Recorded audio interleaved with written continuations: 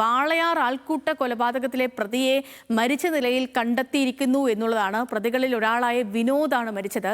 വീടിന് സമീപത്തെ പറമ്പിലാണ് മൃതദേഹം കണ്ടെത്തിയത്. സച്ചിൻ വിവരങ്ങളുമായി നമുക്കൊപ്പം ചേർന്നു പാലക്കാട് നിന്ന്. Sachin, good morning. എനിക്ക് തോന്നുന്നു ഇയാളോട് ഈ ഇടയ്ക്ക് കോടതിയിൽ വീണ്ടും ഹാജരാകാനൊക്കെ ആവശ്യപ്പെട്ടിരുന്നില്ലേ?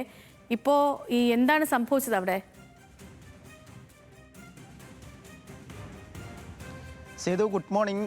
കഴിഞ്ഞ 17-നാണ് പാലക്കാട് വാളയാർ അട്ടപ്പള്ളത്ത് വെച്ച് ഛത്തീസ്ഗഡ് സ്വദേശിയായിട്ടുള്ള രാംനാരായൺ ബഗാൽ ആൾക്കൂട്ട മർദ്ദനത്തിൽ കൊല്ലപ്പെടുന്നത്. അതിലെ 6-ാം പ്രതിയാണ് നിലവിൽ വിനോദ്. കഴിഞ്ഞ ദിവസങ്ങളിലാണ് ഈ പ്രതികൾക്കെല്ലാം ജാമ്യം മണ്ണാർക്കാട് SC/ST കോടതി അനുവദിച്ചിരുന്നു. എന്നാൽ സമരസമിതി, വാളയാർ അട്ടപ്പള്ളത്തെ സമരസമിതി ഈ ജാമ്യം റദ്ദ് ചെയ്യണമെന്ന് ആവശ്യപ്പെട്ടുകൊണ്ട് ഹൈക്കോടതിയെ സമീപിച്ചിരുന്നു. അതിൻ്റെ ഭാഗമായി എല്ലാ പ്രതികളോടും കോടതിയിലടക്കം ഹാജരാവാൻ വേണ്ടി ആവശ്യപ്പെട്ടിരുന്നു. ഇന്നാണ് വിനോദിനോട് കോടതിയിൽ ഹാജരാവാൻ വേണ്ടി ആവശ്യപ്പെട്ടത് എന്നാണ് ബന്ധുക്കളും വ്യക്തമാക്കുന്നത്. ഇതിൽ മനനൊന്നുകൊണ്ടാണ് ഇത്തരത്തിൽ ആത്മഹത്യ ചെയ്തത് എന്നാണ് ബന്ധുക്കൾ ആരോപിക്കുന്നത്.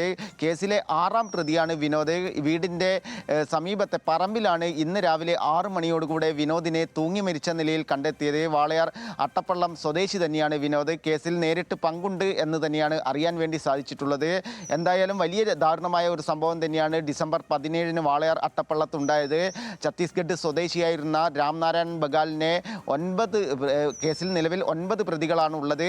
ആ പ്രതികളെല്ലാം ചേർന്ന് ആൾക്കൂട്ട മർദ്ദനത്തിന് ഇരയാക്കി കൊല്ലുന്ന ഒരു സ്ഥിതിയാണ് ഉണ്ടായത്. ഇതിൽ വലിയ രീതിയിലുള്ള പ്രതിഷേധമെല്ലാം ഉയർന്നിരുന്നു. 5 പ്രതികൾ RSS BJP പ്രവർത്തകരായിരുന്നു. അവർ കൊടും ക്രിമിനൽ കേസ് പ്രതികളാണെന്നെല്ലാം അന്വേഷണ സംഘം കണ്ടെത്തിയിരുന്നു. ഇതിൻ്റെ ഭാഗമായി തന്നെയാണ് സമരസമിതി ഈ കേസ്, അതായത് ജാമ്യം ലഭിച്ച പ്രതികൾക്കെതിരെ ഹൈക്കോടതിയെ സമീപിച്ചതും തുടർന്ന് അത്തരത്തിൽ ജാമ്യം റദ്ദ് ചെയ്തുകൊണ്ടുള്ള ഉത്തരവും ഇറങ്ങിയത്. ഇതിൻ്റെ ഭാഗമായിട്ട് തന്നെ ഇന്ന് കോടതിയിൽ ഹാജരാവാൻ വേണ്ടി പറഞ്ഞപ്പോഴാണ് വിനോദ് ആത്മഹത്യ ചെയ്തത് എന്നാണ് ബന്ധുക്കളും വ്യക്തമാക്കുന്നത്. സേതു. ഓക്കെ സച്ചിൻ, ശരി.